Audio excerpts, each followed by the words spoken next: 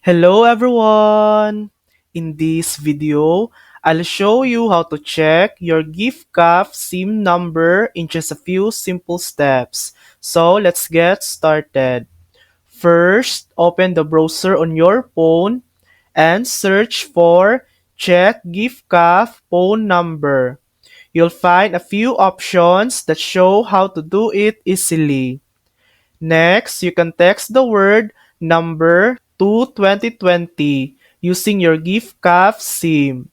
You'll then receive a message showing your phone number. Lastly, you can also go to the official GiftCaf website, sign in to your account, and on the main dashboard, you'll see your phone number displayed there. And that's it.